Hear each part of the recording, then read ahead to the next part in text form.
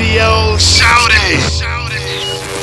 Somebody like a young Jay-Z early on, man. What was it like seeing him? And did you think that his career would take off the way that it did? Well, I mean, when I first heard Jay-Z, it was, something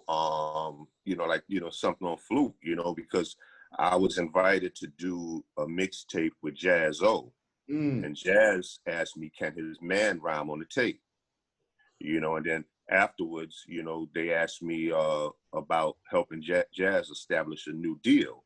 But after I done heard his man, I was like, yo, I kind of like the light-skinned dude better, man. Can I work with him? And that's how me and Jay-Z linked up. And after studio sessions and stuff like that, just hanging with Jay was real quiet. So I always felt like he was a lyrical beast. Yeah. But I thought that, I felt like he had to work on his personality. So actually, to answer your question, nah, I honestly didn't see it. I thought that he was a lyrical beast with so much potential, but I mean, I didn't like to see to him where he at now. You know what I'm saying?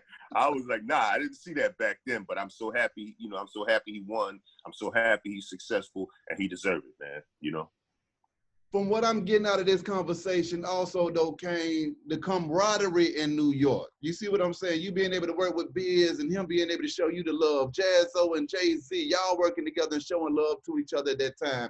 Can you speak to the camaraderie that y'all had at that time and how people were pulling each other up and just actually helping out?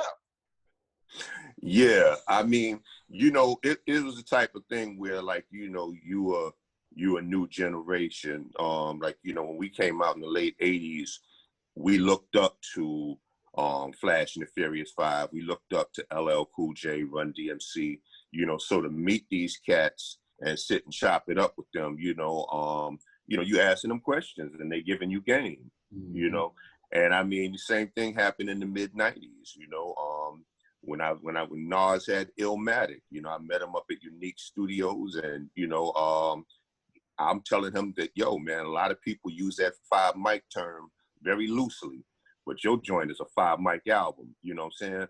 No playing. Like, that's definitely a 5. But still in all, he wanted to know what I would have did different. So if Illmatic was you, what would you have done different? What would you have done? He's asking me questions like that. And, I sat and gave him game, I mean, what would you have done differently? I'd have one song in there for the ladies. Because they buy records too. You know what I'm saying? That's what. The craziest thing is, like, I told him that, and then like several years later, he had Eric B call me to let me know, like, yo, man, I took your "Owe Me Back" song. He had Eric B call me to tell me about that. It was crazy. I was like, wow, like, because I had completely forgot. That I said that until he mentioned it. Years later. Yeah.